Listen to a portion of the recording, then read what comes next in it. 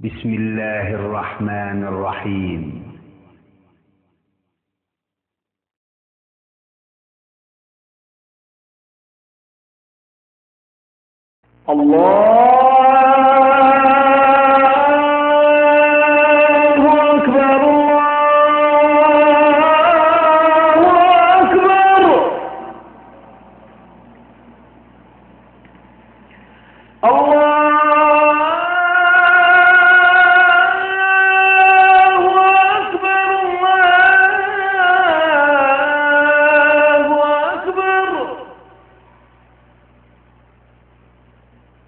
أشهد أن لا إله إلا الله.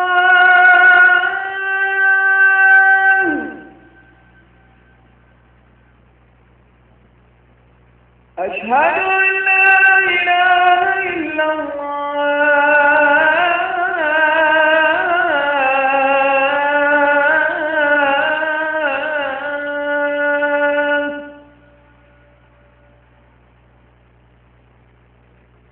أشهد أن محمدا رسول الله.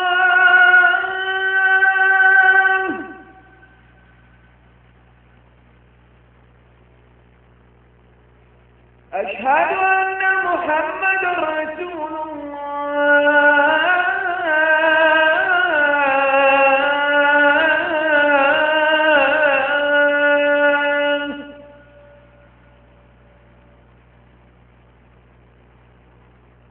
حي على الصلاة.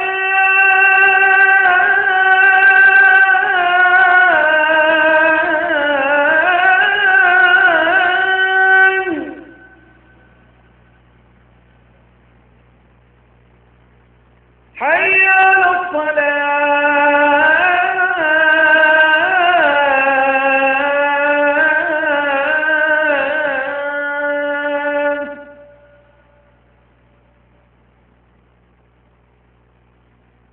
حي على الفلاح.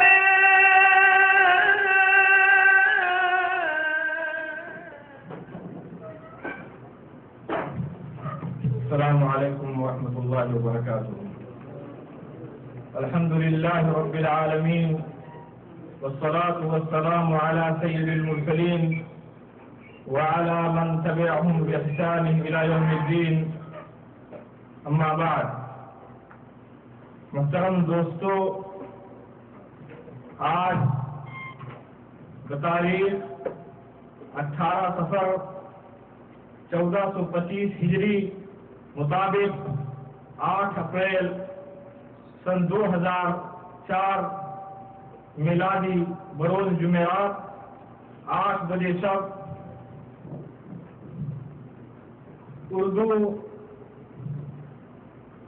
پروگرام احسا اسلامک سینٹر کے لیکچر ہال میں منعقد کیا جا رہا ہے۔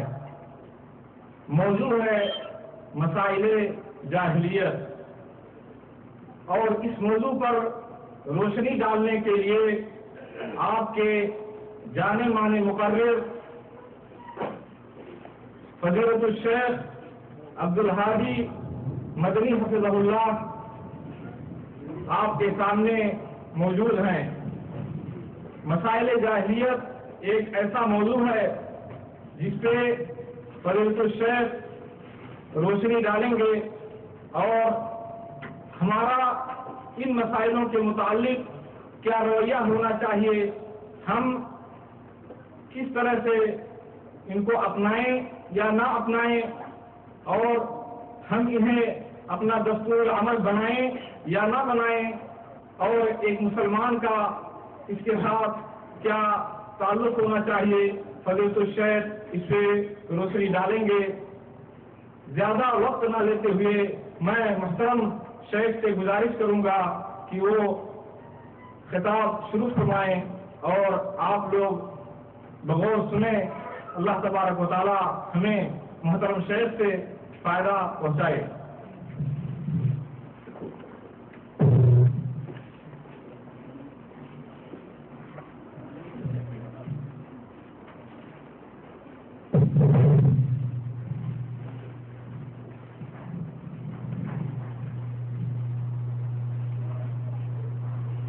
السلام علیکم ورحمۃ اللہ۔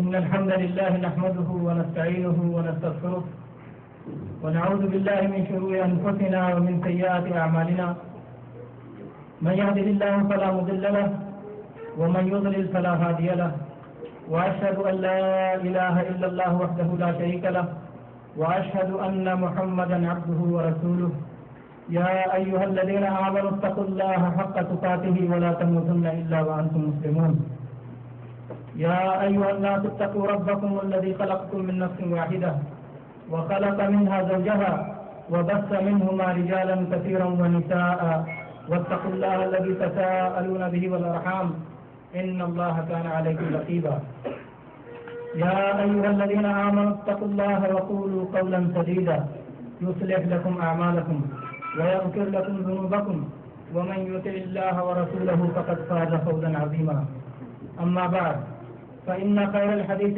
كلام الله وخير الهدي هدي محمد صلى الله عليه وسلم وشر الأمور محدثاتها وكل محدثة بدعة وكل بدعة ضلالة وكل ضلالة في النار. برادران اسلام، اللہ تبارک و تعالیٰ نے اپنے رسول مکرم محمد عربی صلی اللہ علیہ وسلم کو خاتم النبیین بنا کر مبعوث فرمایا. اس وقت روئے زمین کی حالت یہ تھی کہ عرب و عجم سب اللہ کی نظر میں مقبول ہو چکے تھے سوائے اہل کتاب میں سے چند بچے کھچے لوگوں کے.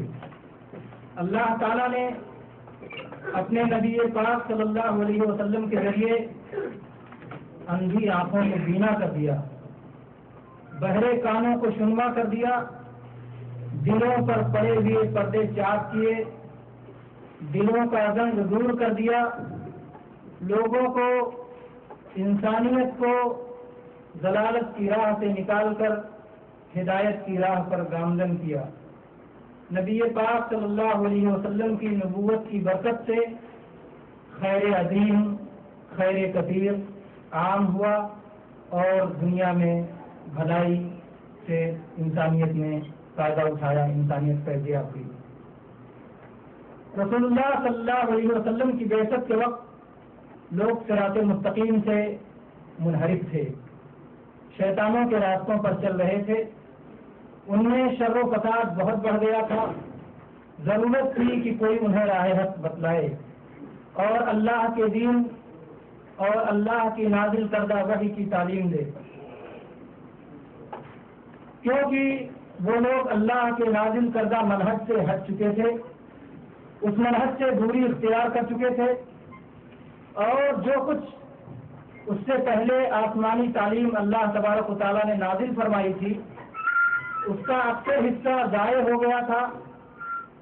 وہ علماء جن کی امانت میں آسمانی تعلیم کی حفاظت تھی، انہوں نے خود اس میں رد و بدل اور تغیر و تحریف کر دیا تھا. حق و باطل آپس میں اس طرح خلط ملط اور گڈمڈ ہو گئے تھے کہ اس میں تمیز نہیں کیا جا سکتا تھا کہ سچ کیا ہے اور جھوٹ کیا ہے. جب نبی پاک صلی اللہ علیہ وسلم کی بعثت ہوئی اور اللہ تبارک و تعالیٰ نے آپ کو نبی بنا کر کے مبعوث فرمایا تو آپ صلی اللہ علیہ وسلم کی پوری فکر، پوری کوشش اور پوری جد و جہد اور پوری محنت یہ تھی کہ کس طرح سے لوگوں کو اصل اول کی طرف لایا جائے. جس اصل پر اللہ تبارک و تعالیٰ نے اس کائنات کا آغاز کیا ہے، اس کائنات کی ابتدا کی ہے، اس پر کس طرح سے لوگوں کو لایا جائے. آپ جانتے ہیں کہ وہ اصل کیا ہے؟ وہ اصل اللہ تبارک و تعالیٰ کی خالص عبادت اور اللہ تبارک و تعالیٰ کی خالص توحید ہے، جس پر خصوصاً مشرکین مکہ کو ابراہیم علیہ السلام نے چھوڑا تھا، جو کہ موحدین کے امام ہیں. آپ صلی اللہ علیہ وسلم چاہتے تھے کہ توحید کے خلاف جو کچھ ہے اسے ختم کر دیا جائے، جاہلیت کا وجود اور جاہلیت کی چیزوں کا وجود حرف غلط کی طرح مٹا دیا جائے. چنانچہ نبی صلی اللہ علیہ وسلم نے محنت کی، صحابہ کرام کی ایک پوری نسل تیار کی اور اس کے بعد جاہلیت کے آثار ختم ہو گئے، جاہلیت کے نشانات مٹ گئے اور لوگ ایسی روشن شاہراہ پر آ گئے کہ جس کی راتوں میں بھی دن کی طرح اجالا تھا، اور اس سے وہی لوگ گمراہ ہو سکتے تھے جنہوں نے ہلاکت کو خود اپنے لیے پسند کر لیا ہو، ورنہ اس میں روشنی ایسی تھی کہ کوئی ہلاکت کی راہ پر جانے والا نہیں تھا۔ اور اللہ تبارک و تعالیٰ نے اپنے نبی پاک صلی اللہ علیہ وسلم پر اپنا دین مکمل کر دیا اور اپنی نعمت تمام کر دی۔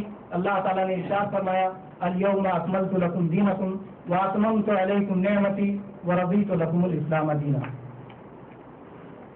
اللہ کے نبی پاک صلی اللہ علیہ وسلم نے جاہلیت کو ختم کر دینے کے بعد اپنی امت کو بار بار خبردار کیا کہ اس جاہلیت کی سنتوں کو دوبارہ زندہ نہ کریں، اور معمولی معمولی چیزوں میں بھی ان کی مشابہت اور جاہلیت کی موافقت سے گریز کریں۔ چنانچہ صحابہ کرام نے نبی صلی اللہ علیہ وسلم کی بات سنی اور مانی، اور آپ کی اتباع میں تابناک کردار عطا کیا۔ صحابہ کرام کے بعد تابعین، تبع تابعین اور ائمہ دین نے بھی ان کی روش کو اپنایا اور اس پر برقرار رہے، اس پر استقامت کے ساتھ چل کر دکھایا۔ لیکن رفتہ رفتہ جوں جوں نور نبوت سے دوری ہوتی گئی، شیطانوں نے لوگوں کو اپنی طرف کھینچنا شروع کیا، اور سابقہ امتوں کی طرح خواہش پرستی اور نفسانی خواہشات کی بیماری ان کے اندر بھی آ گئی۔ قسم قسم کی بدعتیں اور خود ساختہ رسمیں لوگوں کے اندر پیدا ہو گئیں، جبکہ سلف صالحین میں اس طرح کی کسی بدعت اور اس طرح کی خرافات کا اور رسوم و رواج کا کوئی عطا پتہ نہیں تھا۔ حالت یہ ہو گئی کہ رفتہ رفتہ لوگ انہیں بدعتوں کو سنت سمجھنے لگے، اور دین کی معروف چیزیں منکر ہو گئیں اور منکر چیزیں معروف ہو گئیں، اور اگر کوئی ان بدعتوں پر انکار کرتا ہے تو لوگ یہ سمجھتے ہیں کہ وہ کسی سنت کا انکار کر رہا ہے۔ حالت جب اتنی بگڑ گئی تو اللہ تبارک و تعالیٰ نے، جس نے اس امت کو آخری امت بنایا ہے، اس امت کے حق پرست علماء کو یہ توفیق دی کہ وہ اس کے لیے اٹھے اور حق اور باطل کو ایک دوسرے سے متمیز اور الگ کر دینے کے لیے وہ کمر بستہ ہو گئے، لوگوں کو صراط مستقیم پر لانے کے لیے اور جاہلیت کی رسموں کو مٹانے کے لیے وہ اٹھ کھڑے ہوئے۔ اور انہی حق پرست علماء میں بہت مشہور عالم اور جن کے ذریعے اللہ تبارک و تعالیٰ نے تجدید کا کام لیا، شیخ محمد بن عبد الوہاب رحمۃ اللہ علیہ، انہوں نے جاہلیت کے بہت سارے مسائل کا خاتمہ کیا، اور چنانچہ آپ نے ایک کتاب بھی لکھی مسائل جاہلیت، کہ جاہلیت کے وہ مسائل کہ نبی پاک صلی اللہ علیہ وسلم نے جن کی مخالفت کی تھی۔ آج اگرچہ شیخ محمد بن عبد الوہاب رحمۃ اللہ علیہ کے بعد کافی سال گزر چکے ہیں، لیکن اب بھی جاہلیت کی بہت ساری چیزیں پائی جاتی ہیں۔ اگر آپ عالم اسلام پر نظر دوڑائیں تو آپ دیکھیں گے کہ جاہلیت کی کتنی رسمیں اور جاہلیت کے کتنے مسائل آج بھی مسلمانوں میں پائے جا رہے ہیں۔ اس لیے ضرورت تھی کہ ان مسائل کو بیان کیا جائے۔ اتنا ہی نہیں کہ لوگ جاہلیت کو اپنائے ہوئے ہیں، بلکہ اس کے حامی، اس کے مؤیدین اس کی نشر و اشاعت میں لگے ہوئے ہیں۔ اس لیے ضرورت ہے کہ ہم جاہلیت کو جانیں اور اس کی مخالفت کریں، تاکہ جاہلیت پروان پانے کے بجائے اپنی موت خود آپ مر جائے۔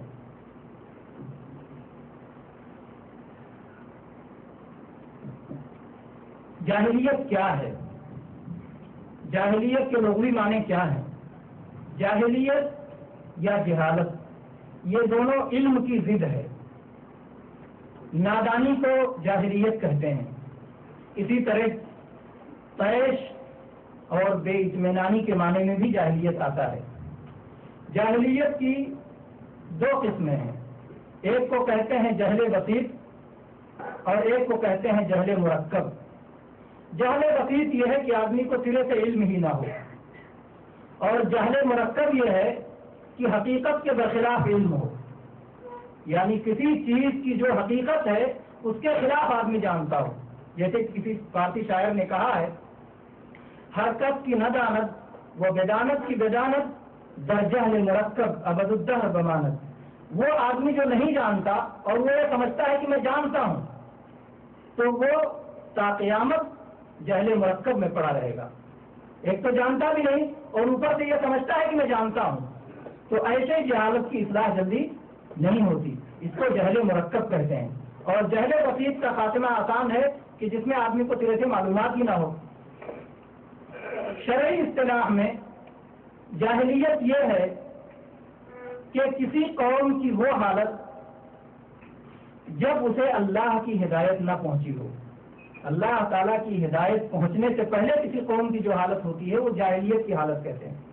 اور یا اللہ کی ہدایت تو موجود ہو لیکن وہ قوم اس پر عمل نہ کرتی ہو، اس پر عمل سے دور رہتی ہو، تو بھی یہ جاہلیت کی حالت ہے. جیسے مشرکین مکہ اور مشرکین عرب کی حالت یہ تھی کہ ان میں سرے سے آسمانی کتاب اور آسمانی تعلیمات کا وجود نہیں تھا، تو یہ لوگ جاہلیت پر تھے. اور اہل کتاب اور یہود و نصارہ ان کے پاس اللہ کی دی ہوئی کتاب تھی لیکن وہ لوگ اپنی اصلی کتاب پر عمل نہیں کر رہے تھے، تو اس لیے وہ لوگ بھی جاہلیت میں تھے اور مشرکین بھی جاہلیت میں تھے. تو جاہلیت اس حالت کو کہتے ہیں. جاہلیت عقیدے میں بھی ہوتی ہے، جاہلیت عمل میں بھی ہوتی ہے، جاہلیت اخلاق میں بھی ہوتی ہے، جاہلیت معیشت اور سیاست میں بھی ہوتی ہے، جاہلیت روحانیت وغیرہ میں بھی ہوتی ہے. بہرحال وہ تمام چیزیں جس میں جناب محمد رسول اللہ صلی اللہ علیہ وسلم کی لائی ہوئی شریعت اور آپ کی سنت سے انحراف کیا جائے ان سب کو جاہلیت کہا جاتا ہے. جاہلیت کی کچھ چیزیں کفر ہیں، انسان کو اسلام سے باہر کر دیتی ہیں، اور جاہلیت کی کچھ چیزیں کفر نہیں ہیں، اسلام سے انسان کو خارج نہیں کرتی. اہل سنت و جماعت کا یہی عقیدہ ہے کہ جو چیز کفر ہو اسے ہی کفر قرار دیا جائے اور جو کفر نہ ہو اسے کفر نہ کہا جائے.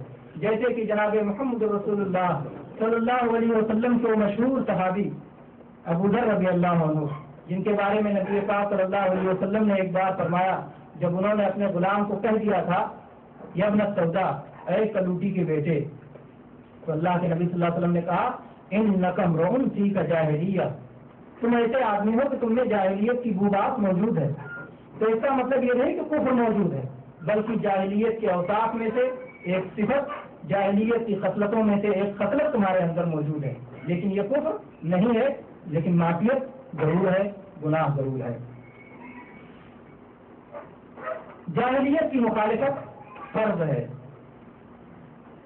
جناب محمد رسول اللہ صلی اللہ علیہ وسلم نے ارشاد فرمایا ہے خالف المشرکین احفوا الشوارب واوفوا اللحى، بخاری و مسلم، کہ مشرکین کی مخالفت کرو، مونچھوں کو پست کرو اور داڑھیوں کو خوب بڑھاؤ. تو یہاں آپ صلی اللہ علیہ وسلم نے مشرکین کی مخالفت کا حکم دیا اور امر کے صیغے سے کہا، یعنی ایسا کرو، مخالفت کرو، حکم دیا آپ نے.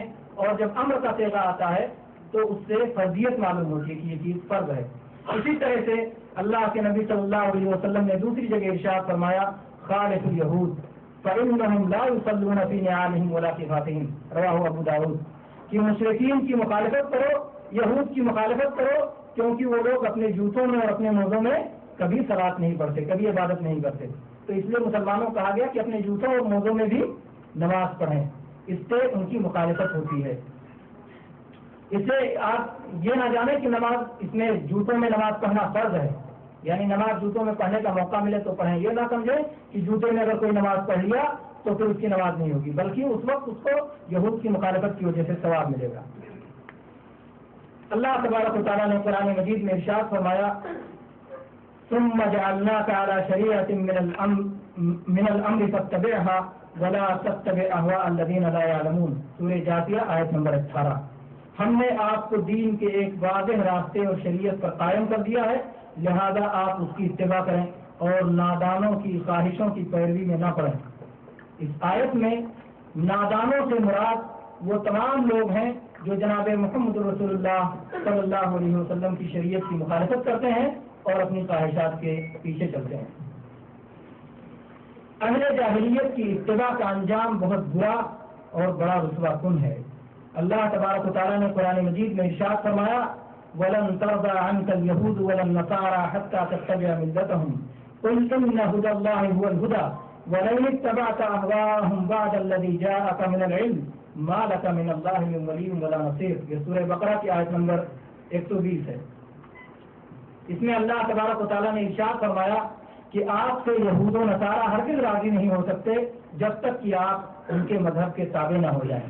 اے اللہ کے نبی صلی اللہ علیہ وسلم آپ فرما دیجئے کہ اللہ کی ہدایت ہی ہدایت ہے، اور اگر آپ نے باوجود اپنے پاس علم آ جانے کے پھر ان کی خواہشوں کی پیروی کی تو اللہ کے پاس آپ کے لیے نہ کوئی ولی ہوگا اور نہ کوئی مددگار ہوگا. یعنی اللہ کی ہدایت آ جانے کے بعد اگر کوئی شخص اللہ کی ہدایت کو چھوڑ کر کے اس کی مخالفت کر کے اپنی خواہشات پہ چلتا ہے تو وہاں اللہ کے پاس اس کا کوئی مددگار نہیں ہوگا اور اس کے لیے سخت اور عبرتناک سزا ہوگی. جناب محمد رسول اللہ صلی اللہ علیہ وسلم ارشاد فرماتے ہیں من تشبہ بقوم فهو منهم. جو کسی قوم کی مشابہت اختیار کرے اس کا انجام انہی کے ساتھ ہوگا. امام ابن کثیر رحمہ اللہ فرماتے ہیں کہ کفار کی مشابہت اختیار کرنے پر اس حدیث میں سخت دھمکی اور سخت وعید دی گئی ہے اور نہایت شدت کے ساتھ اس کی ممانعت کی گئی ہے، چاہے یہ مشابہت قول و فعل میں ہو یا لباس میں ہو یا تہوار میں ہو یا عبادات میں ہو یا زندگی کے کسی معاملے میں ہو، جو بھی ہماری شریعت میں نہیں ہے اور جس پر بھی ہم کو اس دین میں باقی نہیں رکھا گیا ہے، اس میں اگر ان قوموں کی موافقت اور مشابہت کی جاتی ہے تو یہ سخت حرام اور سخت ممنوع ہے. اسی طرح سے جناب محمد رسول اللہ صلی اللہ علیہ وسلم نے اپنی ایک اور حدیث میں ارشاد فرمایا ابغض الناس الى الله ثلاثه ملحد في الحرم ومبتغ في الاسلام سنة جاهلية ومطلب دم امرئ مسلم بغیر حق لیحریقہ. رواه البخاری. اللہ کے نبی صلی اللہ علیہ وسلم نے فرمایا کہ 3 لوگ اللہ تبارک و تعالیٰ کے یہاں سب سے زیادہ مقبول اور سب سے زیادہ ناپسندیدہ ہیں. ایک وہ شخص جو حرم میں الحاد اور نافرمانی اختیار کرتا ہے، دوسرا وہ شخص جو اسلام میں جاہلیت کے طریقوں کو ڈھونڈتا ہے، جبکہ جاہلیت کے طریقوں کو اللہ تعالیٰ نے اپنے نبی پاک صلی اللہ علیہ وسلم کے قدموں تلے روند کر کے مٹا دیا اور ختم کر دیا ہے. اس کے باوجود اسلام میں اگر کوئی جاہلیت کے طریقوں کو ڈھونڈتا ہے تو یہ اللہ کی نظر میں سخت مقبول اور سخت ناپسندیدہ ہے. اور تیسرا وہ شخص جو کسی مسلمان آدمی کو اس لیے تلاش کرتا ہے تاکہ اس کا خون بہا دے، اسے قتل کر دے، تو یہ بھی اللہ کی نظر میں سخت ناپسندیدہ ہے.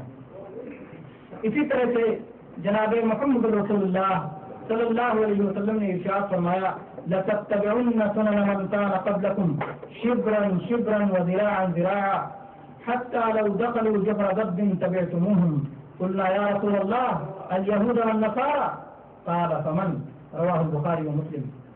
اللہ کے نبی صلی اللہ علیہ وسلم نے فرمایا کہ تم لوگ اپنے سے پہلے کی امتوں کی پیروی بالشت اور ہاتھ کرو گے، یہاں تک کہ اگر وہ سانڈے کے دل میں، سانڈے کے سوراخ میں بھی گھسے ہوں گے تو تم لوگ بھی ان کے پیچھے لگ جاؤ گے. لوگوں نے عرض کیا کہ اللہ کے نبی یہود و نصارہ، یعنی ہم لوگ یہود و نصارہ کی پیروی کریں گے؟ تو آپ صلی اللہ علیہ وسلم نے کہا اور کون ہے؟ سابقہ امت تو وہی لوگ ہیں، اور کون ہے؟ یعنی تم صحابہ کرام کو ان سے اتنی نفرت تھی، اس کے باوجود اللہ کے نبی صلی اللہ علیہ وسلم نے فرمایا کہ اس امت میں ایسا ہونے والا ہے کہ لوگ ان کی پیچھے چلیں گے. مذکورہ احادیث اور اس کے علاوہ بے شمار دیگر دلائل کی بنا پر اس امت کے علماء کرام کا اس بات پر اتفاق ہے کہ کفار کی مشابہت حرام ہے. آپ غور کیجئے کہ صبح کے وقت سورج نکلتے ہوئے اور شام کے وقت سورج ڈوبتے ہوئے اللہ تبارک و تعالیٰ نے اپنے لیے صلاۃ پڑھنے سے روک دیا ہے. حکمت یہ ہے کہ اس وقت مشرکین سورج کی عبادت کرتے ہیں، سورج کے لیے سجدہ کرتے ہیں. ایک مسلمان ظاہر ہے کہ اس وقت اللہ کے لیے سجدہ کرے گا تو اس کی نیت کبھی نہیں ہوگی کہ وہ سورج کو سجدہ کر رہا ہے، اللہ ہی کے لیے اس کی نیت ہوگی. لیکن اللہ تبارک و تعالیٰ نے اس لیے منع فرما دیا کہ ظاہر میں بھی کفار کی مشابہت نہ ہونے پائے، ظاہر میں بھی کفار کی مشابہت نہ ہونے پائے، کیونکہ ظاہر کی مشابہت باطن میں موافقت اور محبت دل میں پیدا کرتی ہے، اس لیے ظاہر کی مشابہت سے بھی روک دیا گیا. علماء کرام نے ائمہ اربعہ کے ماننے والوں میں خصوصاً مذہب حنفی کے علماء کرام تو اس معاملے میں بہت ہی سخت ہیں اور کفار کی مشابہت کو وہ ارتداد اور اسلام سے نکل جانا تک فرماتے ہیں. چنانچہ فتاوی عالمگیری، فتاوی قاضی خان، فتاوی بزازیہ اور اس طرح دوسری فتاوی کی کتابوں میں یہ مسئلہ موجود ہے کہ کوئی عورت اگر کمر میں رسی باندھ کے یہ کہے کہ یہ زنار ہے تو وہ اسلام سے باہر نکل جائے گی. یہ زنار کیا ہے؟ آپ لوگ جنیو جانتے ہوں گے، بہت سارے پنڈت یا ہندو جنیو پہنتے ہیں، ایک دھاگا کان میں اور کمر میں لپیٹتے ہیں. اسی طرح سے نصارہ اور مجوس ایک دھاگا وہ اپنے کمر میں باندھتے ہیں، اس کو زنار کہا جاتا ہے. تو اسی طرح اگر ان کی کوئی مشابہت کرتے ہوئے کمر میں دھاگا باندھ کے کہے کہ میں نے بھی زنار باندھی ہے تو اسلام سے نکل جائے گا. یہ حنفی علماء کرام کا فتویٰ ہے. سختی کی وجہ سے کہ مشابہت سے آدمی کافر تک ہو جاتا ہے. بہرحال یہاں تک یہ بتایا گیا کہ جاہلیت کیا ہے اور جاہلیت کے تئیں ہمارا کیا سلوک اور رویہ ہونا چاہیے. جاہلیت وہ حالت ہے کہ جس پر آسمانی ہدایت سے پہلے کوئی قوم ہوتی ہے اور جاہلیت کی مخالفت فرض ہے. اب آئیے جاہلیت کے چند مسائل کا آپ کے سامنے ہم تذکرہ کرتے ہیں. جاہلیت کا سب سے اہم، سب سے عظیم اور سب سے خطرناک مسئلہ یہ ہے کہ جناب محمد رسول اللہ صلی اللہ علیہ وسلم کی لائی ہوئی شریعت پر دل سے ایمان نہ ہو. اگر اس کے ساتھ ساتھ جاہلیت کے طریقے کو، جاہلیت کے طرز عمل کو کوئی بہتر سمجھتا ہے تب تو خسارہ مکمل ہے. چنانچہ اللہ تبارک و تعالیٰ نے ارشاد فرمایا والذین آمنوا بالباطل وکفروا باللہ اولئک هم الخاسرون، کہ جو لوگ باطل پر ایمان لائے اور اللہ کے ساتھ کفر کیا تو یہی خسارہ اٹھانے والے. ایک تو باطل پر ایمان ہے، حق پر ایمان نہیں، اور دوسرے اللہ کا انکار بھی ہے. تو جاہلیت کی چیزوں کو بہتر سمجھا اور رسول اللہ صلی اللہ علیہ وسلم کے طریقے کو نہیں اپنایا تو ایسے لوگ، ان کا خسارہ حقیقی خسارہ ہے جو آخرت کا خسارہ ہے. اب آئیے جاہلیت کے مسائل شروع کرتے ہیں. پہلا مسئلہ جاہلیت کا یہ تھا کہ جاہلیت والے اللہ کی عبادت اور اللہ کی دعا میں اولیاء و صالحین کو شریک کیا کرتے تھے. اولیاء و صالحین کو اپنا سفارشی مانتے تھے. وہ سمجھتے تھے کہ اولیاء و صالحین کو بھی یہ بات پسند ہے اور اللہ تبارک و تعالیٰ کو بھی یہ بات پسند ہے. چنانچہ اللہ تبارک و تعالیٰ نے ان کی حالت بیان کرتے ہوئے قرآن مجید میں ارشاد فرمایا والذین اتخذوا من دونه اولیاء ما نعبدهم الا ليقربونا الى الله زلفى. جن لوگوں نے، یہ سورہ زمر کی آیت نمبر 3 ہے، جن لوگوں نے اللہ کے سوا اولیاء بنا رکھے ہیں اور کہتے ہیں کہ ہم ان کی عبادت صرف اس لیے کرتے ہیں کہ یہ بزرگ اللہ کی نزدیکی کے مرتبہ تک ہماری رسائی کر دیں گے. تو یہ پہلا مسئلہ تھا جو جاہلیت والے کر رہے تھے، مشرکین کر رہے تھے، کہ وہ اپنے اولیاء اور بزرگوں کو اللہ کے پاس سفارش کرنے والا سمجھتے تھے، اس لیے ان کی عبادت کیا کرتے تھے. اسی طرح سے سورہ یونس کی آیت نمبر 18 میں اللہ تبارک و تعالیٰ نے ارشاد فرمایا وَيَعْبُدُونَ مِن دُونِ اللَّهِ مَا لَا يَضُرُّهُمْ وَلَا يَنفَعُهُمْ وَيَقُولُونَ هَؤُلَاءِ شُفَعَاؤُنَا عِندَ اللَّهِ، کہ وہ یہ مشرکین اللہ کے سوا ان لوگوں کی عبادت کرتے ہیں جو نہ ان کو ضرر پہنچا سکیں اور نہ ان کو نفع پہنچا سکیں، اور کہتے ہیں کہ اللہ کے پاس یہ ہمارے سفارشی ہیں. یعنی وہ اللہ پر ایمان رکھتے ہیں اور اللہ پر ایمان رکھنے کے ساتھ ساتھ اللہ کی عبادت بھی کرتے ہیں، لیکن درمیان میں ان اولیاء اور صالحین کو لاتے ہیں اس لیے کہ یہ لوگ اللہ کے پاس ہماری سفارش کر دیں گے، ہمیں پہنچا دیں گے. تو یہ جاہلیت کا مسئلہ تھا. جناب محمد رسول اللہ صلی اللہ علیہ وسلم نے جاہلیت والوں کی مخالفت کرتے ہوئے خالص توحید کو پیش کیا، اللہ کے لیے اخلاص کو پیش کیا، اور آپ نے بتایا کہ اللہ کے یہاں وہی عمل مقبول ہے جو خالص اللہ کے لیے کیا گیا ہو. اور جو لوگ ایسی حرکت کرتے ہیں کہ بیچ میں اولیاء کو شفاعت کرنے والا سمجھ کر ان سے دعا کرتے ہیں، ان کی عبادت کرتے ہیں، ان کے لیے جنت حرام ہے اور ان کا ٹھکانہ جہنم ہے. اور اسی شرک کو مٹانے کے لیے اللہ تبارک و تعالیٰ نے جہاد کو بھی مشروع فرمایا. چنانچہ قرآن پاک میں اللہ تبارک و تعالیٰ نے سورہ انفال کی آیت نمبر 39 میں ارشاد فرمایا وَقَاتِلُوهُمْ حَتَّى لَا تَكُونَ فِتْنَةٌ وَيَكُونَ الدِّينُ كُلُّهُ لِلَّهِ، اور ان سے اس حد تک لڑو کہ فتنہ نہ رہ جائے اور دین اللہ ہی کا ہو جائے. عبداللہ ابن عباس رضی اللہ عنہ، جن کے لیے جناب محمد رسول اللہ صلی اللہ علیہ وسلم نے دعا فرمائی تھی کہ اللہ نے قرآن کی سمجھ عطا فرمائے، وہ اور اسی طرح سے مشہور مفسر امام مجاہد اور امام سدی ان لوگوں نے فتنہ کی تعریف شرک سے کی ہے کہ یہاں تک لڑائی کرو کہ فتنہ نہ رہ جائے، یعنی شرک نہ رہ جائے۔ تو چنانچہ جہاد کی مشروعیت اور جہاد کی مشروعیت کا مقصد توحید کی نشر و اشاعت ہے اور شرک کا خاتمہ ہے۔ جو لوگ اپنے اور اللہ کے درمیان واسطہ بناتے ہیں، انہی سے دعائیں کرتے ہیں، انہی سے فریادیں کرتے ہیں، انہی سے اپنی حاجتیں اور مرادیں مانگتے ہیں، ایسے لوگوں نے اللہ کے لیے اپنا دین خالص نہیں کیا ہے اور توحید کو نہیں اپنایا ہے، اور ایسے لوگ شرک کی گندگی میں پڑے ہوئے ہیں۔ رسول اللہ صلی اللہ علیہ وسلم نے جاہلیت کے اس طریقے کی مخالفت کرتی ہوئی اخلاص کا حکم دیا، جیسا کہ قرآن پاک میں اللہ تبارک و تعالیٰ نے سورہ انعام کی آیت نمبر 162 میں ارشاد فرمایا، قل ان صلاتی ونسکی ومحیای ومماتی للہ رب العالمین، کہ اللہ کے نبی صلی اللہ علیہ وسلم فرما دیجیے کہ میری صلاۃ، میری قربانی، میری زندگی اور میری موت سب کچھ صرف اللہ رب العالمین کے لیے ہے۔ تو یہ اخلاص کا حکم اسلام نے دیا اور شرک کا خاتمہ کر دیا، جو جاہلیت کا سب سے اہم مسئلہ تھا۔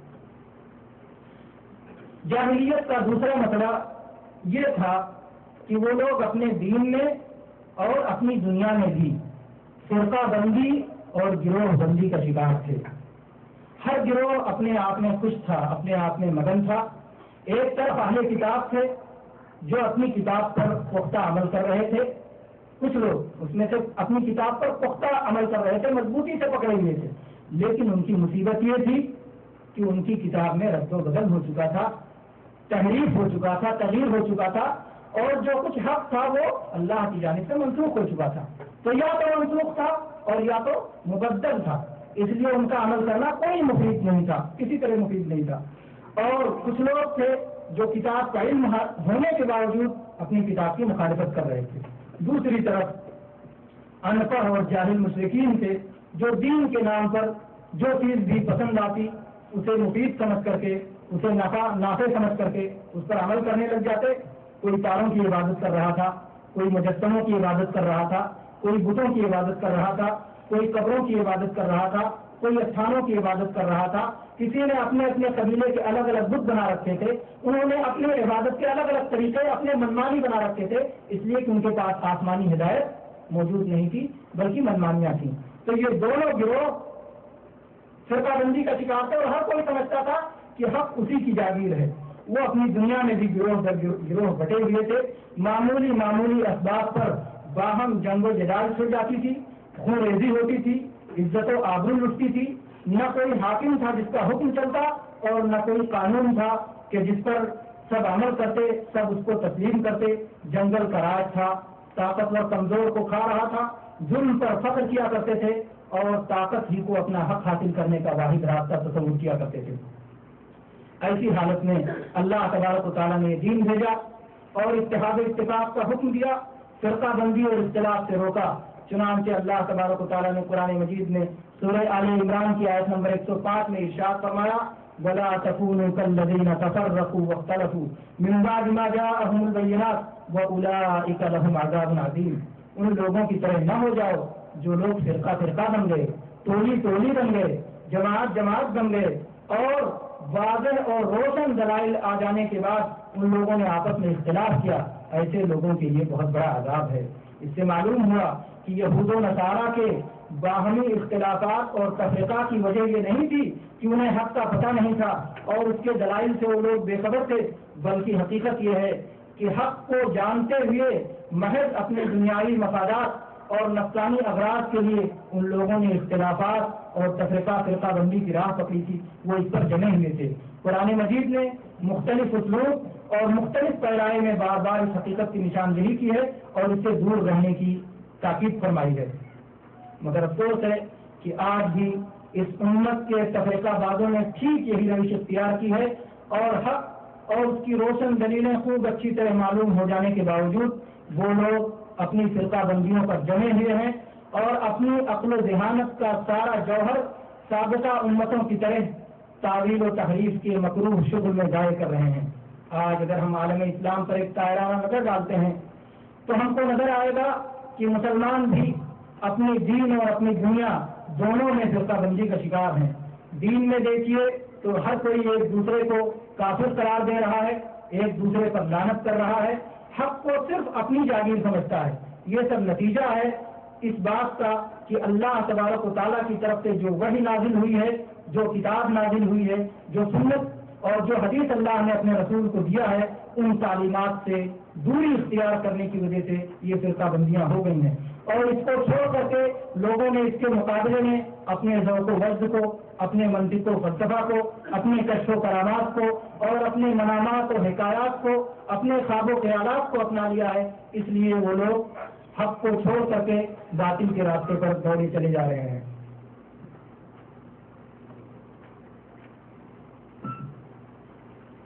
دنیا میں بھی مسلمان تفرقہ بندی کا شکار ہے۔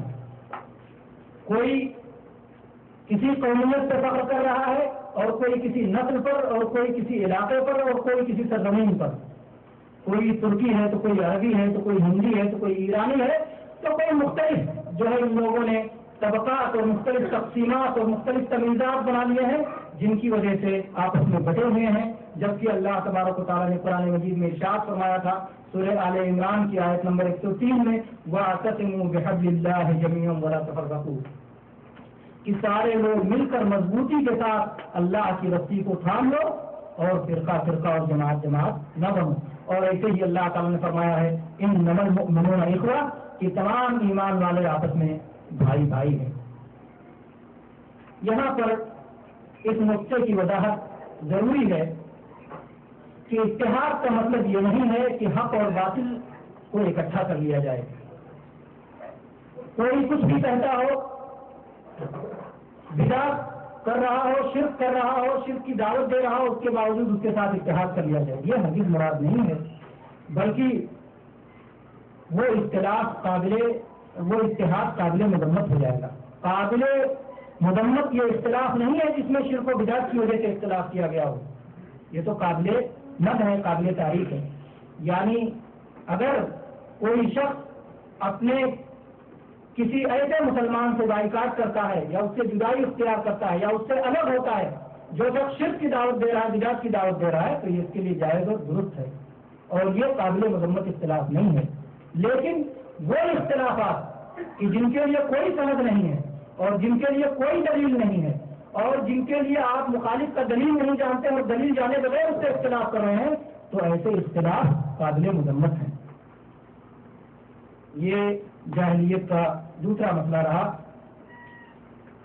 کہ جاہلیت والے اختلاف کو پسند کرتے تھے اور اتحاد نہیں چاہتے تھے۔ جاہلیت کا تیسرا مسئلہ یہ ہے کہ مشرکین حاکم وقت کی مخالفت اور اس کی عدم اطاعت کو اپنے لیے بہت بڑی خوبی اور حاکم کی اطاعت و فرما برداری کو اپنے لیے ذلت و رسوائی سمجھتے تھے، جبکہ جناب محمد رسول اللہ رحمت عالم صلی اللہ علیہ وسلم نے جاہلیت کی مخالفت کی اور آپ نے حکم دیا کہ جو مسلمانوں کا حاکم اور مسلمانوں کا ذمہ دار ہو اس کی اطاعت کی جائے، اس کی فرما برداری کی جائے، اگرچہ وہ ظلم کرتا ہو تو بھی اس کے ظلم پر صبر کیا جائے۔ چنانچہ جو تینوں چیزیں جاہلیت کی بھی بیان ہوئی ہیں، صحیحین کی ایک حدیث میں، بخاری و مسلم کی حدیث میں تینوں چیزیں اکٹھا اللہ کے رسول صلی اللہ علیہ وسلم نے ذکر فرما دیا ہے۔ آپ صلی اللہ علیہ وسلم ارشاد فرماتے ہیں ان اللہ یرضی لکم ثلاثا ان لا تعبدوه الا اللہ ولا تشرکوا به شیئا وان تعتصموا بحبل اللہ جميعا ولا تفرقوا وان تناصحوا من واللہ اللہ امرکم، بخاری و مسلم۔ اللہ تعالیٰ تین باتیں تمہارے لیے پسند کرتا ہے۔ پہلی بات یہ کہ صرف اللہ کی عبادت کرو اور اس کے ساتھ کچھ بھی شرک نہ کرو۔ دوسری بات یہ کہ تمام لوگ مل کر اللہ کی رسی کو مضبوطی سے تھام لو، فرقہ فرقہ نہ بنو۔ اور تیسری چیز کہ اللہ تبارک و تعالیٰ نے جن لوگوں کو تمہارے معاملات کا ذمہ دار بنایا ہے ان کے ساتھ خیر خواہی اور نصیحت کا معاملہ کرو۔ تو ان تین چیزوں کو اللہ کہ رسول صلی اللہ علیہ وسلم نے ایک ہی حدیث میں جمع کر دیا۔ جب تک لوگ اس حدیث پر عمل پیرا تھے، امن و سکون کی زندگی بسر کر رہے تھے، اور جب لوگ ان گناہوں میں ملوث ہو گئے تو ان کا دین بھی برباد ہوا اور دنیاوی امور میں بھی ترقی کی راہیں بند ہو گئی۔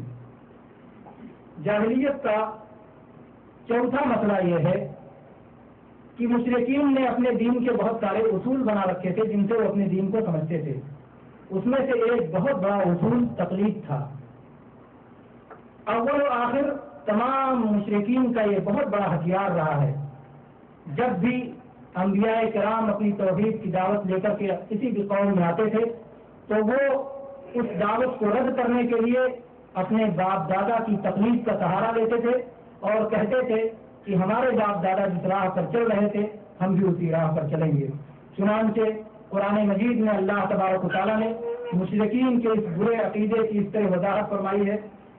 سورہ لقمان کی آیت نمبر 21 میں اللہ تعالیٰ نے ارشاد فرمایا وَإِذَا قِيلَ لَهُمُ اتَّبِعُوا مَا أَنزَلَ اللَّهُ قَالُوا بَلْ نَتَّبِعُ مَا أَلْفَيْنَا عَلَيْهِ قَالُوا بَلْ نَتَّبِعُ مَا وَجَدْنَا عَلَيْهِ آبَاءَنَا أَوَلَوْ كَانَ الشَّيْطَانُ يَدْعُوهُمْ إِلَىٰ عَذَابِ السَّعِيرِ. جب ان سے کہا جاتا ہے کہ اللہ کی نازل کردہ وحی کی اتباع کرو تو کہتے ہیں کہ ہم تو اسی کی پیروی کریں گے جس پر اپنے باپ دادا کو پایا ہے، بھلا اگرچہ شیطان ان کو دوزخ کے عذاب کی طرف بلاتا ہو.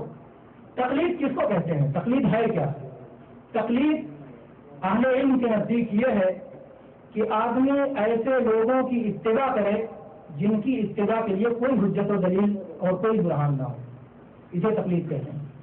یا کسی شخص کی بات بلا دلیل مان لینا، یہ تقلید ہے. یا تو ایسے شخص کی پیروی جس کی پیروی کے لیے کوئی دلیل نہ ہو، یہ تقلید ہے. اور یا کسی کی بات بے دلیل مان لینا، یہ تقلید ہے، اسے تقلید کہتے ہیں. تو جاہلیت کے لوگ چاہے وہ یہود و نصارہ ہوں اور چاہے وہ مشرکین عرب ہوں، وہ ایسے ہی لوگوں کی بات مانا کرتے تھے جن کی بات ماننے کے لیے ان کے پاس کوئی دلیل نہیں تھی.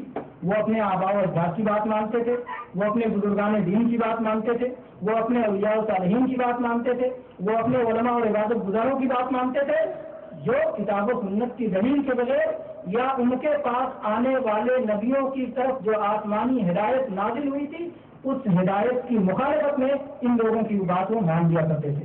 تو اصل کس چیز کی اتباع کرنی ہے آدمی کو؟ اللہ کی طرف سے نازل ہونے والی وحی کی اتباع کرنی ہے. اس کی مخالفت میں کسی کی بھی اطاعت کرتا ہے تو وہی تقلید ہے. اور تقلید آپ جانتے ہیں کہ یہ جاہلیت کی چیز ہے. آپ اگر دیکھیں تو جتنی قومیں اور جتنے کفار چاہے وہ اگلے ہوں چاہے پچھلے، سب نے حق کو رد کرنے کے لیے اسی تقلید کا سہارا لیا. تقلید کے اندھیروں نے انہیں حق کا اجالا دیکھنے سے اور سمجھنے اور حق کو ماننے سے روک دیا. چنانچہ نوح علیہ السلام نے جب اپنی قوم کو توحید کی دعوت دی تو ان لوگوں نے تقلید ہی کو حجت بنایا. اللہ تبارک و تعالیٰ نے سورہ مومنون کی آیت نمبر 24 میں ارشاد فرمایا فقال الملأ الذين كفروا من قومه ما هذا الا بشر مثلكم يريد ان يتفضل عليكم ولو شاء الله لانزل ملائكة ما سمعنا بهذا في آبائنا الاولين. اس کی قوم یعنی نوح علیہ السلام کی قوم کے کافر سرداروں نے صاف کہہ دیا کہ یہ تو تم جیسا ہی بشر ہے، یہ تو تم جیسا ہی انسان ہے، یہ تم پر فضیلت اور بڑائی حاصل کرنا چاہتا ہے. اگر اللہ کو یہی منظور ہوتا تو وہ کسی فرشتے کو اتار دیتا. ہم نے تو اپنے اگلے باپ دادوں میں اپنے اگلے باپ دادوں کے زمانے میں ایسا سنا ہی نہیں ہے. تو ان لوگوں نے نوح علیہ السلام کی دعوت کو رد کرنے کے لیے کس چیز کا سہارا لیا؟ باپ دادا کے طریقے کا اور باپ دادا کی تقلید کا. اسی طرح سے قوم ہود نے بھی اپنے نبی کو یہی جواب دیا تھا. ان لوگوں نے کہا اجئتنا لنعبد اللہ وحدہ ونذر ما کان یعبد آباؤنا فأتنا بما تعدنا ان کنت من الصادقین. سورہ اعراف آیت نمبر 70. انہوں نے کہا کہ آپ ہمارے پاس اس واسطے آئے ہیں کہ ہم صرف اللہ ہی کی عبادت کریں اور جن کو ہمارے باپ دادا پوچھتے تھے ان کو چھوڑ دیں، بس ہم کو جس عذاب کی دھمکی دیتے ہو اسے منگوا دو. ان لوگوں نے کہا کہ باپ دادا کا طریقہ چھوڑ کے ہم تمہاری بات مان لیں اور اس پر تم کہتے ہو اگر تمہاری بات نہیں مانیں گے تو عذاب آئے گا، جس کی دھمکی دیتے ہو اسے لے آؤ. تو اس طرح سے باپ دادا کے طریقے کو چھوڑنے کے لیے وہ لوگ تیار نہیں ہوئے. صالح علیہ السلام کی قوم نے بھی یہی کیا تھا، ابراہیم علیہ السلام کی قوم نے بھی یہی کیا تھا. موسیٰ علیہ السلام جب توحید کی دعوت لائے تو فرعون اور اس کی قوم نے یہی کیا اور سب اپنے باپ دادا کی تقلید پر لگے رہے. یہودی جو موسیٰ علیہ السلام کی قوم تھی ان لوگوں نے بھی موسیٰ علیہ السلام کی دعوت کو قبول کرنے کے لیے تو تقلید کا سہارا لیا ہی تھا. جب نبی پاک صلی اللہ علیہ وسلم تشریف لائے تو اس وقت بھی تقلید کی بیماری ان کے اندر تھی اور ان لوگوں نے اسی تقلید کا سہارا لے کر کے نبی صلی اللہ علیہ وسلم کی دعوت قبول نہیں کی. چنانچہ سورہ بقرہ کی آیت نمبر 170 میں اللہ تبارک و تعالیٰ نے ارشاد فرمایا وَإِذَا قِيلَ لَهُمُ اتَّبِعُوا مَا أَنزَلَ اللَّهُ قَالُوا بَلْ نَتَّبِعُ مَا أَلْفَيْنَا عَلَيْهِ آبَاءَنَا أَوَلَوْ كَانَ آبَاؤُهُمْ لَا يَعْلَمُونَ شَيْئًا وَلَا يَهْتَدُونَ. جب ان سے کہا جاتا ہے اتبعوا ما انزل اللہ، اتباع کرو اس چیز کی جو اللہ نے نازل فرمائی ہے، تو وہ کہتے ہیں کہ ہم نے اپنے باپ دادا کو جس طریقے سے پایا ہے اس طریقے کی اتباع کریں گے.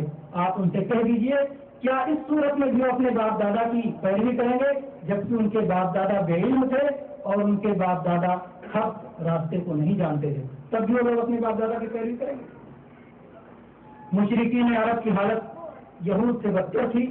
حق کے انکار کے لیے انہوں نے بھی تقلید آبا کا سہارا لیا اور ساتھ ہی جو لوگ حق کو قبول کر لیا کرتے تھے اسے وہ تانا دیا کرتے تھے کہ اس نے اپنے باپ دادا کے طریقے کو چھوڑ دیا ہے. چنانچہ یہی وجہ رہی کہ نبی پاک صلی اللہ علیہ وسلم کے چچا ابو طالب نے کسی آڑ کی بنا پر حق کو قبول نہیں کیا کہ لوگ کہیں گے کہ انہوں نے اپنے باپ دادا کا طریقہ چھوڑ دیا اور اپنے باپ دادا کی تقلید کو ترک کر دیا. تقلید ہی ان کے پاؤں کی زنجیر بن گئی اور انہوں نے جنت کو چھوڑ کر کے جہنم کو گلے لگا دیا. یہ کیسے ممکن تھا کہ تقلید جیسی خطرناک بیماری کا علاج اللہ تبارک و تعالیٰ نہ کرتا اور قرآن پاک میں اس پر رد نہ ہوتا؟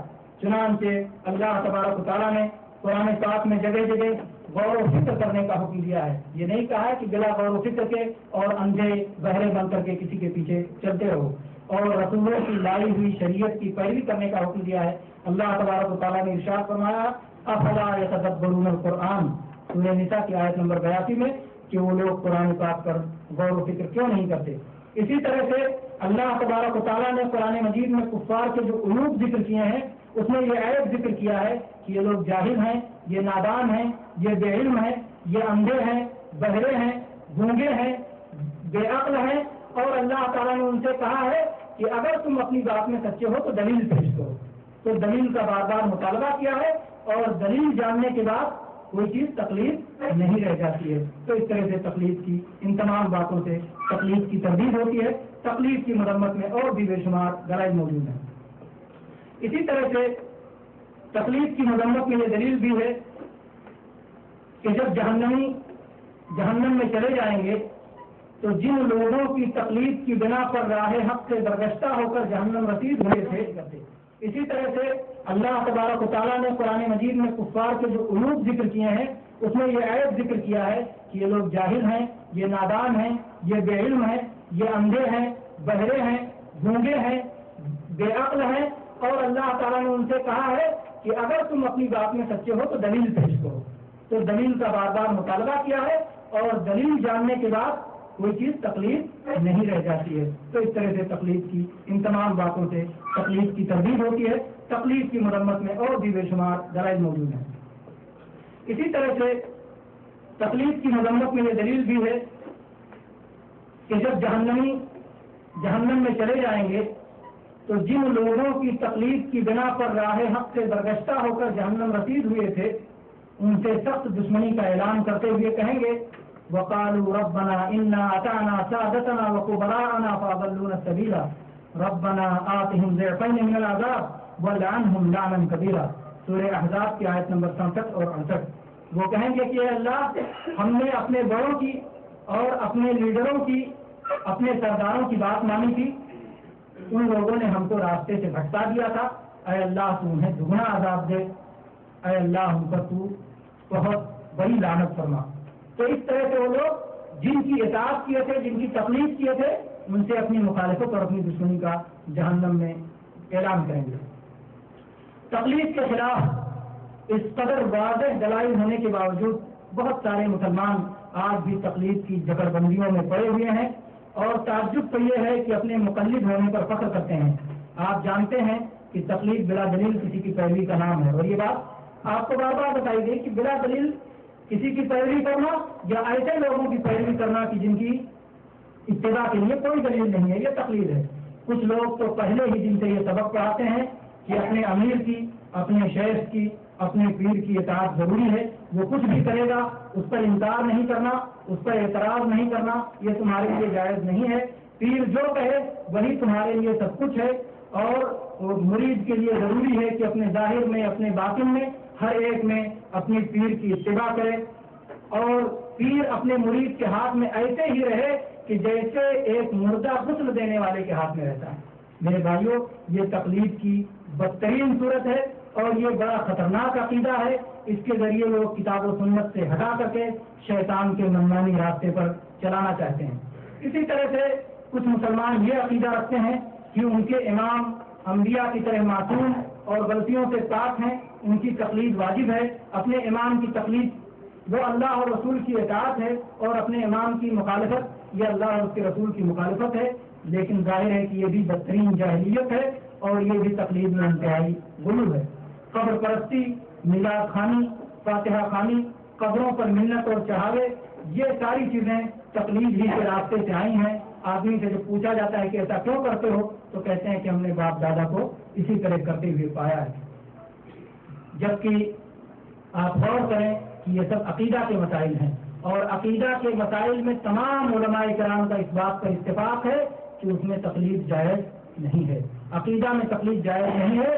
توحید کو دلائل کے ساتھ سمجھنا ہر مسلمان کے لیے ضروری ہے، اور اگر کوئی دلیل کو نہیں سمجھ سکتا ہے تو وہ شخص اتنا پکا یقین رکھے توحید کے معاملات پر، اللہ کی یکتائی پر، اس کے بے مثل ہونے پر اور اس کے عبادت کے تنہا مستحق ہونے پر کہ ادنا اور ذرہ برابر اس کے دل میں شک و شبہ موجود نہ ہو۔ یہ جاہلیت کا چوتھا مسئلہ تھا تقلید۔ جاہلیت کا پانچواں مسئلہ، جاہلیت کے اور بھی بہت سارے مسائل ہیں لیکن ہم اسی پانچویں مسئلے کو بیان کر کے اپنی بات ختم کر دیں گے۔ جاہلیت کا پانچواں مسئلہ یہ ہے کہ اہل جاہلیت اپنی اکثریت پر ناز کیا کرتے تھے، وہ اپنی کثرت کو اپنے برحق ہونے کی دلیل بنایا کرتے تھے اور اہل حق کو ان کے قلیل تعداد میں ہونے کی وجہ سے ان کے باطل ہونے کی دلیل بناتے تھے۔ انبیاء کے مقابلے میں ساری گمراہ قوموں کا یہ رویہ رہا ہے۔ چنانچہ فرعون نے موسیٰ علیہ السلام اور ان کی قوم کے بارے میں کہا تھا ان ہؤلاء لشرذمۃ قلیلون، سورہ شعراء کی آیت نمبر 54 میں، کہ موسیٰ اور اس کے ماننے والے تھوڑے سے معمولی سارے تو لوگ ہیں۔ اسی طرح سے اللہ تبارک و تعالیٰ نے ان کے اس باطل عقیدے کی قرآن پاک میں تردید کی اور فرمایا وَإِن تُطِعْ أَكْثَرَ مَن فِي الْأَرْضِ يُضِلُّوكَ عَن سَبِيلِ اللَّهِ، سورہ انعام کی آیت نمبر 116 میں اللہ تعالیٰ نے فرمایا وَإِن تُطِعْ أَكْثَرَ مَن فِي الْأَرْضِ يُضِلُّوكَ عَن سَبِيلِ اللَّهِ، اگر روئے زمین کی اکثریت کی آپ پیروی کریں گے تو یہ لوگ اللہ کی راہ سے آپ کو گمراہ کر دیں گے۔ اکثریت کی پیروی گمراہی کا سبب ہو جائے گی۔ اسی طرح سے اللہ تعالیٰ نے ارشاد فرمایا وَمَا أَكْثَرُ النَّاسِ وَلَوْ حَرَصْتَ بِالْمُؤْمِنِينَ، کہ اگرچہ آپ کتنی ہی لالچ کریں، کتنا ہی حرص کریں، اکثر لوگ ایمان لانے والے نہیں ہیں۔ ایسے ہی اللہ تعالیٰ نے ارشاد فرمایا وَقَلِيلٌ مِّنْ عِبَادِيَ الشَّكُورُ، سورہ سبا آیت نمبر 13، کہ میرے شکر گزار بندے تھوڑے ہیں۔ بڑے افسوس کی بات ہے کہ یہ جاہلانہ خصلت آج بھی لوگوں میں موجود ہے۔ آج بھی بڑے تنتنے اور پرغرور انداز میں اہل بدعت کی بات کہتے ہیں کہ لوگوں کی اکثریت ان کے ساتھ ہے، جمہور امت کی وہی رائے ہے، سواد اعظم وہی لوگ ہیں، عالم اسلامی میں 70% 80% وہی لوگ ہیں اور یہی لوگ اسلام کی نمائندگی کر رہے ہیں، یہ کہہ کر کے یہ لوگ اپنی حقانیت ثابت کرنا چاہتے ہیں، جبکہ یہ ساری باتیں احمقانہ باتیں ہیں۔